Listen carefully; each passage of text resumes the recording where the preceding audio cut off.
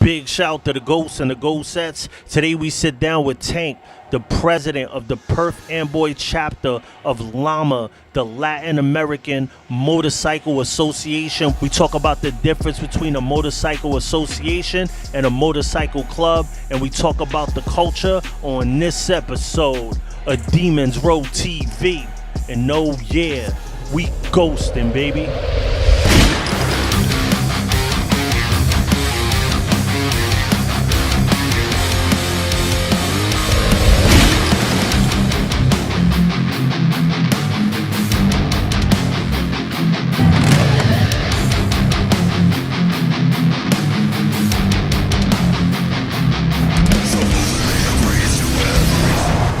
Big shout to the Ghosts and the Ghost Sets.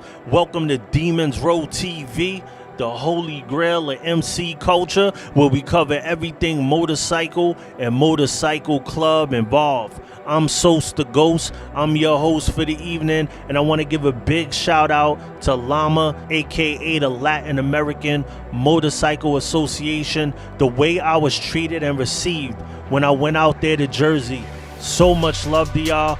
I appreciate you for that. Let's get into this interview. First and foremost, thank you for sitting down with me. Absolutely. So tell us a little bit about LAMA, how you got into it, what led you to becoming a member of LAMA. So I got back into it somewhere about almost 7 years ago now.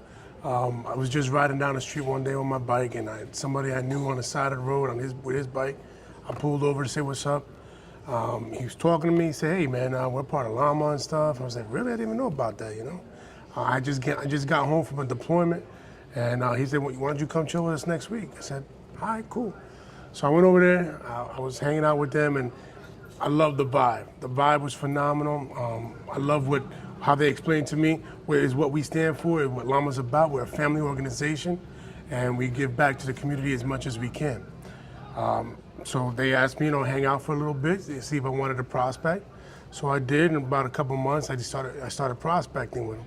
I think the hardest part was trying to get my wife on board to let her know, hey, listen, I'm starting to do this and stuff like that. But after a few months, she kind of came through, started helping out as a spouse. Did she have the perceptions of like the outlaw lifestyle? Yeah, at one point she did, absolutely.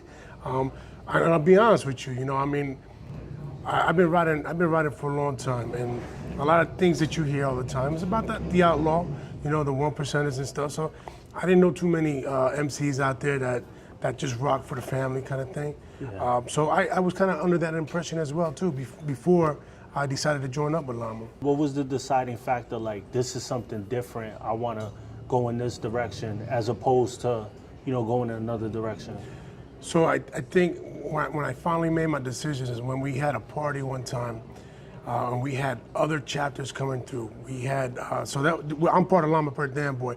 LAMA Newark came through. LAMA Queens came through. I started speaking to a bunch of them. I thought there were some phenomenal people. The ladies were part of the culture, and was able to have a lot of fun with them. I had this one brother from LAMA Queens. His name is Berto. He was out here, he was a VP for LAMA Queens back in the day. And he came out to me and he pretty much just singled me out because he saw that I was just, surveying. And he took me to the side and he said, "Hey man, what's your name, what's this?" And he started talking to me like a true brother. Yeah. And I think he was the reason why I said, I like this. Great brother. Right now he's out in Arizona. He opened up a chapter in Gilbert, Arizona. He's the president out there, organizing a chapter out there. And he's doing great things right now. So he was probably the main player of what got me really interested in LAMA. So in LAMA, since it's the Latin American Motorcycle Association, is it like a Spanish, is it a Puerto Rican, Dominican only club, or? Negative. This is something that I tell everybody if, I'm trying to recruit somebody or something. We love everybody. It doesn't matter. As long as you have good family values and you have good morals, you know what I mean? Yeah. So whether you're black, white, Hispanic, Chinese, female, male, it doesn't matter. As long as you have those two values that I'm looking for, I'm good. And as long as you ride, because that's one thing that we do. We're a motor touring organization, and we ride a lot, and that's part of what we're about, I was very interested to do this interview too because a lot of people ask me, what's the difference between a motorcycle club and a motorcycle association, like, it's hard for a lot of people to understand because it looks like the same thing. So what is the difference between something you would do and a regular MC? Like, what is the difference between a motorcycle association and a motorcycle club? What's the deciding factor? There's no textbook for me as far as I know. The way that I see it is that we don't abide by what the MC, I guess you could say, rules and regulations. We basically create, it's an association that we create to be able to have everybody inclusive. So like a lot of MCs out there, a lot of the ladies are not inclusive, you know what I mean? Where here, it's a different story. You know, we make, not that we make up our own rules, but we have our own set of bylaws, our own regulations that we abide by. And part of that includes our lady riders, and they're equal to us. So that's one of the main things that I would see that's different from what you would see in an MC world. Is there an AMA blessing that you need to be an association, or is that like not how it works? Negative. No, we don't have the blessings from AMA. Basically, we want to open up a chapter. We just got to have the blessings from our national and international board. Once we get the blessing from the international board, we, you know, for a certain location, they are responsible to make sure that that location is a good location for us. Then we you know, whoever wants to open it, or whoever volunteered to open it, will go ahead and do that, and hopefully create another chapter for the organization itself. I noticed you guys are kind of different because I feel like you don't have a separate circuit, and I might be wrong about that, but I've seen you at all kind of different events, parties, bike nights, stuff like that. Is there a certain set that you have, like your own, where it's like motorcycle associations and all those clubs get together, or is it like, it's not like that, like everybody, like you go to all different club stuff? We, you know, as long as we're invited, you know, if we want to go and support, we do our best to go and support other clubs, whether it's a club or an RC. So in order to get some love, we have to give love. That's what I call it, you know. So I can't expect people to come to my bike nights or to my parties if I'm not willing to go to theirs.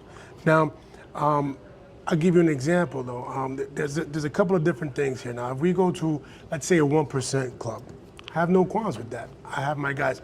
A lot of the times, I would not represent with our colors. I would represent as a regular person, only because we can't show one side or the other. We are totally neutral in the whole motorcycle game, and we pretty much just we don't want to interfere with any of their business. You know what I'm saying? So, but we respect that. You know what I'm saying? We respect them coming through and supporting us, because they do support us. You know what I'm saying? So we want to show some love back too.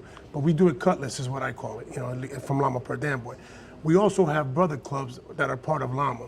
And the brother clubs, we go out and we make sure that we support them as well, because they kind of fall under the same umbrella that we do. Are they associations too? Do they have to be, or could they be regular MCs and be a brother? Absolutely MCs. They can be regular MCs, RCs, or associations. But they have to, the main thing is that they have to abide by the same rules and regulations that we do. I mean, it's a little bit more tweaked for them because they can't do what we do. So for example, motor touring, again, we're a motor touring organization. So we don't hold them to the same, we don't hold their feet to the fire when it comes to the motor touring stuff. They don't have to do as many miles as we do, so to speak. But if they want love, they have to show love as well. So they got to support our parties as well. So if somebody comes up to you and says, Tank, how do I become a member of LAMA? What is the process that they got to go through? Is it the same as any other club with the prospecting and that type of stuff, or do you have a different process? So we do have a prospecting phase. So if somebody comes up to me and asks me, hey, how can I join, what can I do? What I ask them to do is, I want you to come to a few of our events, maybe come to a meeting, see what we're about. I want you to go ahead and parlay with everybody, make sure, you know, they know who you are, you know, network with everybody, because what it comes down to is, I want you to understand and know who it is that you wanna be elbow to, you know what I'm saying? And I want them to know who you are as well. Now, if you like what you see as far as the personnel, as far as us, as far as the leadership is concerned, then the next step would be, okay, I want to prospect. So at our next available meeting, I will go ahead and I will introduce to the rest of the chapter our new prospect. Now, I could prospect anybody as long as they tell me that they're willing to be, they want to be a prospect. But from that point on, they have to show the rest of the chapter that they have what it takes to continue the membership with the club. Now that's the way I do it here in LAMA Perth Amboy. And most chapters are pretty much the same way. They might tweak it a little bit here and there, as long as it's within the frame of the bylaws. We're good. They're good. So tell me, what is LAMA? Where did it come from? You know, where the beginning of it. So Mario Nieves and Mike Ramos from Humboldt Park, Chicago, back in 1977. LAMA, they came up with LAMA.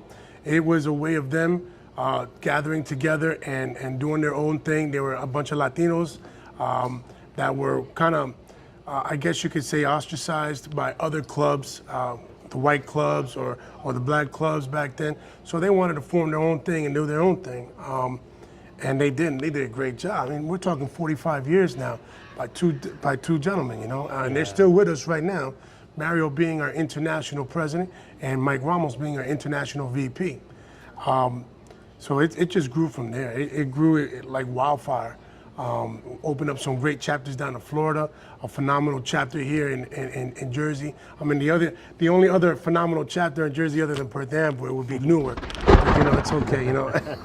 But no, on the real though, my foundation is based off of Newark's way of life, to be honest with you. Yeah. They're the ones who taught me how to do what I do here in Perth Amboy and why we've been so successful. So, but yeah, we've grown all over. We're all the way out west in California. We have a few chapters out there, Arizona, Texas. We got some in New Mexico. We're all over the world, basically. Yeah. So, tell me about that, because I was hearing that you're like all over the world. South, I heard Africa on the interview. Like, we have 3 chapters in Nigeria alone. Wow. Yeah, we have a couple in Egypt. Actually, I think we have 3 in Egypt. We have all over Europe. South America's heavy with it. So we're talking about over 225 chapters worldwide. Wow. With over 10,000 members strong. And when we have an international party, especially if it's stateside, if we decide to have a state, you're going to see upwards of about 4,000 bikes at one point. Wow. Yeah, it's pretty cool. It's a pretty good turnout. You guys are up there like one of the biggest clubs in the world, because a lot of people think that some of these clubs got so many members, but it's a lot of support or clubs that are affiliated, but 10,000 it's a lot. Yeah, That's a lot of members. We open the gates to like I said, like we don't function like an MC where it's open to our lady, our damas, you know. So we do have a lot of damas that are part of this organization. And as far as I'm concerned, as far as LAMA's concerned, I feel that the damas are the backbone of this organization. So they bring numbers to us as well, you know. So, and I tell you right now, so they could ride just as hard, or if not harder, than some of the guys that I've ridden with. All right? And I have a few of them in my chapter, for example, you know, and I love it. And they could get down with us, and and we have fun, and it brings the whole family together too. You know, and when you could get your wife to come and be part of an organization like this, it makes it so much easier for us to do what we got to do. You know? And then when and you have the whole family partake with it, it's a family affair. And that's what we try to project out there, is to try to keep it, you know, try to keep the family going. How rough was it, like, you know, in the beginning? Because, you know, opening up clubs is rough, you know, and you guys grew to a big, you know, so you guys are really humble about it, but it's not easy to grow the way you have. There's a lot of clubs that get shut down in one place. So what is that journey like, growing the way you have? Like, is it tough? Is it like all about relationships? Like, how did you do it? Well, you know, so that's a good point. So yeah, it was kind of rough to try to. I didn't open up Perth Amboy. I became the president about almost 5 years ago, but I kind of brought it back to life, so to speak. And it was kind of tough in a way where you do have some 1% who claim the area. But listen, we don't get involved with the 1%. We let they do their business, whatever they want to do. We open up as an association. Therefore, you know, we don't ask their permission or anything like that, but we respect the fact that they're in the area and in town. And if they want to come through and parlay, by all means, come through and parlay. I don't close my doors to anybody. I never do. I've never done. I know you've seen some flyers, people say we have the right to refuse you if we want. I don't do that. I open it up to everybody. You know what I'm saying? And it's all about respect. You know, respect given is respect earned. So that's something that I've learned doing this for the last 5 years, is that I've been able to respect some of these guys, and they respect us as well. And we, since then, you know, we've had a couple of problems, but it's been really smooth since then, and again, that understanding is there. But we do have some places that have some hard times. Again, I mean, listen, everything could be talked out, you know? We could do everything amicably. There's no way that it shouldn't ever go overboard, especially when you're dealing with an association that's about family, you know, and family values. You know, I don't think that they really care too much about what we do as far as being in that area, so they don't bother us too much. But if they do, again, we have a phenomenal national board that will step in and actually have, you know, some talks with them. As long as I've been here, I don't think we've had any major problems with any like 1% or anything or any other clubs. Everything's been able to be talked out. Is there a requirement for the type of bike, like somebody new that's coming to the table, do they have to have a Harley? Because I saw a lot of Harleys outside. Is that a requirement or? No, as far as that, no. The only requirement that we ask is that it's a 650cc or and above. It could be a Harley, it could be a BMW, it could be a Honda, and it's got to be 2 or 3 wheels. So we do trikes as well. Oh, yeah. Like the Can-Ams. If you look outside, you're going to see some Can-Ams out there, some hooked up Can-Ams too. But we don't discriminate on what kind of bike it is, as long as it's 650 or above. So we have something that's not familiar to like other MCs. We have what they call Damas de Lama. So what that is we have lady riders that as long as they could ride their own, they have their own bike, 650 or above, they meet the same requirements that any male rider has, they could be part of the club as a Dama de Lama and have equal rights to any other member in the organization, in the chapter or in LAMA itself whole.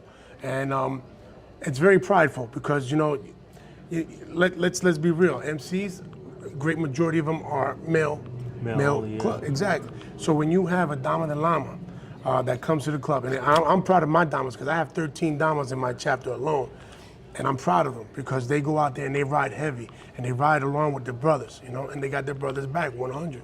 So I have Damas that are road captains. I have Damas that are sergeant of arms, you know, and we have a place for all of them to be able to function together as a whole in the chapter. So Dama de Lama for me holds a pretty high and respectable place in my eyes.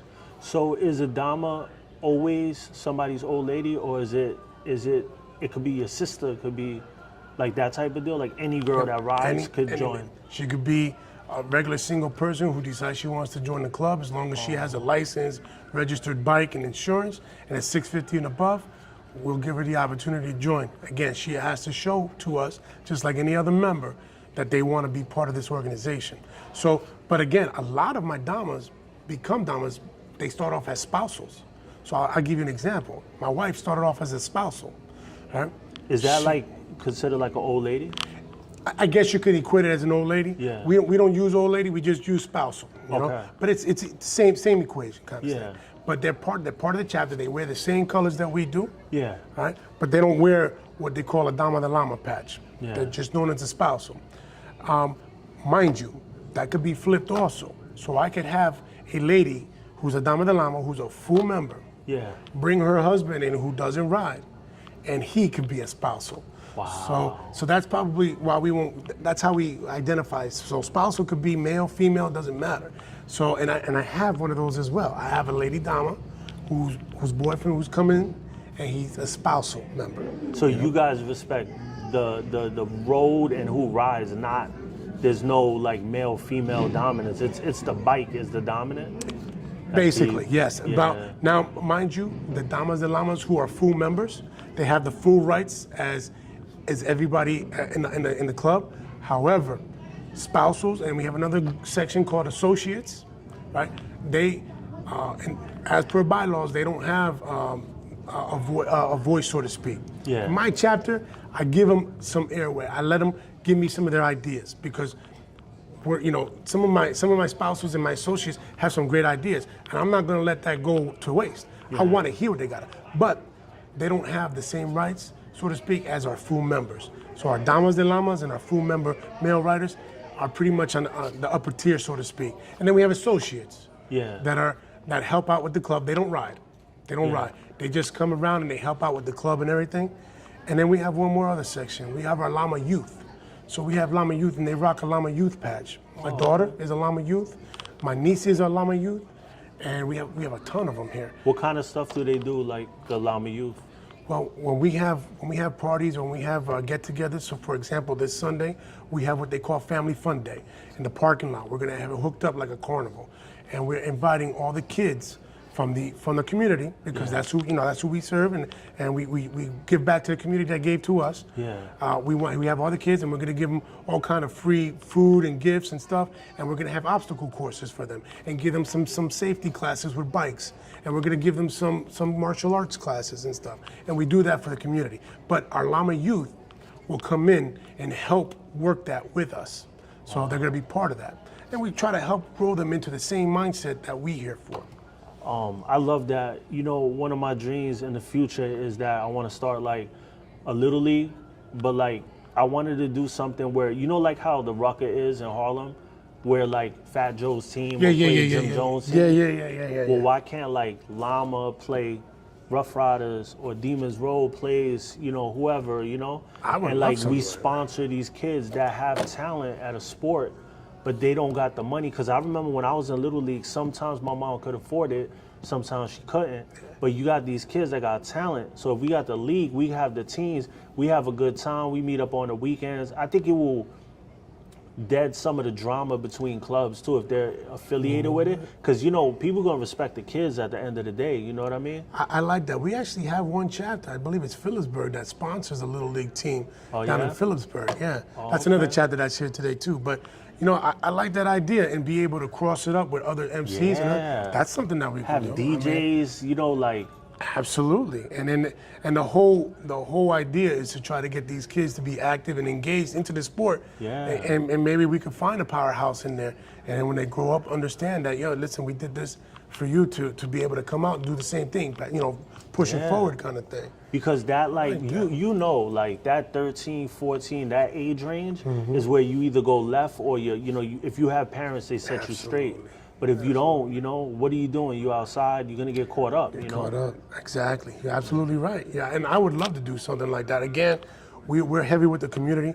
We just gave a $1,000 scholarship to a high school kid who, she was phenomenal. She was phenomenal, and we do it by ways of essay. So I would like to implement something like that, sponsor a sports team, and maybe cross it up with some other MCs and try to maybe try to get a league of their own. There's kind of MCs thing. everywhere. Every state got hundreds of MCs. Like tons. You're gonna see a bunch of them real soon. Yeah. Jersey's loaded with them. Central Jersey's, they're heavy, you know, and I like that idea, and I'm gonna pass that forward. I definitely would like to look into that and maybe sponsor a team, get some kids up, and do that. If you do something like that, let me know. We could do a cross Bronx kind of thing. I mean, you know what I'm saying? I'm down with that. Whatever you guys got, we'll do it. You know, New York against New Jersey kind of thing. You know what I'm saying? We could do something like that. Absolutely. I mean, you guys stole the Giants from us, so. Yo, sorry, man. Yo, listen, they play in Jersey, man. You got the Jets if you want them. Nah, I got it tattooed. That's what I'm talking about. So I enjoy sitting down with you. Let the community know any, you know, like what a message that you got from about the club, you know, to close it out, like what you want to say about, you know, just the culture in general, like. Absolutely. So, you know, as far as LAMA's concerned, I am the former national secretary here for the U.S. nation. And I just want to let everybody know out there, hey, listen, LAMA, the Latin American Motorcycle Association is an equal opportunity motorcycle association that loves anybody. Doesn't matter whether you're black, white, Puerto Rican, Hispanic, it doesn't matter. You know, we love them all shapes, sizes, colors, creeds, religions. And we're here to promote a family environment. That's what we do. And we also give back to the community. And we do our best to try to take care of the community that takes care of us. You know, they allow me to do what we do, so we're gonna give back to them. And basically try to help them youngins too. That's one of my biggest focus, is to help the youngins. That idea you have, I'm definitely look into that. And just moving forward from there. But the LAMA Nation is here, and it's gonna be here 100 years from now. And we're here to do some good things in the motorcycle community. First and foremost, I want to give a shout out to my chapter, who work very hard to do what we do to get us to the point where we're at. I want to give a shout out to Mike, Matt, Brandon, and Dave at Chopper over in District Harley for hooking us up with a couple of bikes that we took home from Maryland a couple days ago, about a week ago. You guys rocked it. You guys gave me phenomenal deals. Anybody in Maryland area, Gaithersburg, Maryland, hit up Harley, District Harley over there. And of course, one of our sponsors, Williams Harley up here in Lebanon, New Jersey, who sponsor us heavy, and they do very good things. They hook up a bunch of my guys as well. And then of course to my family, my wife and my kids, you know, they come and they support me 100. My wife is heavy with that. She's so involved with this club that people they turn to her sometimes when there's a question. So I give her tons of props for helping me out. Thank you. Appreciate you. You know? Thank you. Thank you, Sauce. I appreciate this time. Yeah.